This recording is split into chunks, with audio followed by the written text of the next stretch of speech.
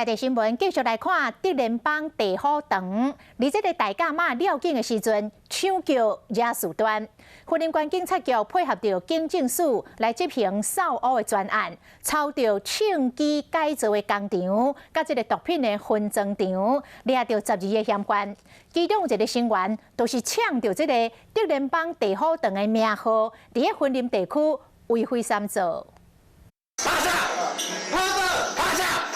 警方牙枪冲入厝内，这嫌犯拢措手不及，只能乖乖趴伫涂骹，束手就绑。这个地点登记为环保公司，验过其实是青海改造甲毒品的包装工厂。这是枪刀。警方抄到真济支长底穿这个不法集团，为了秘警方，佮将部分做毒品的机师藏伫个车顶，警方抄出真济证物。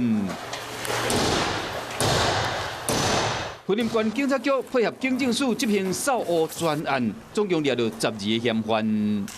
以诚信犯嫌为首，这个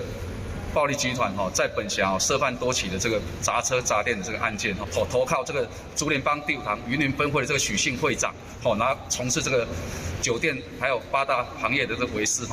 其中一个德联邦地虎场的成员姓陈的嫌犯，刑期服满了后，伫德联邦1地虎场的名号伫云林地区抢地盘，诈骗卡店兼卡车。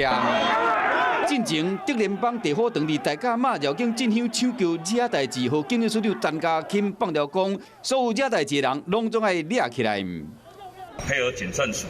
执行全国的一个同步扫黑专案行动除了查获竹联帮第5堂云林分会的分会长更起获枪械改造工厂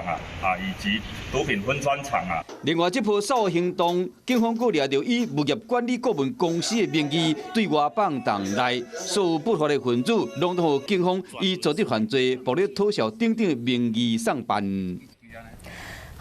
我是喜顾亚外，你订阅华视新闻 YouTube 频道了吗？记得按赞、订阅、开启小铃铛，也不要忘记收看华视新闻杂志哦。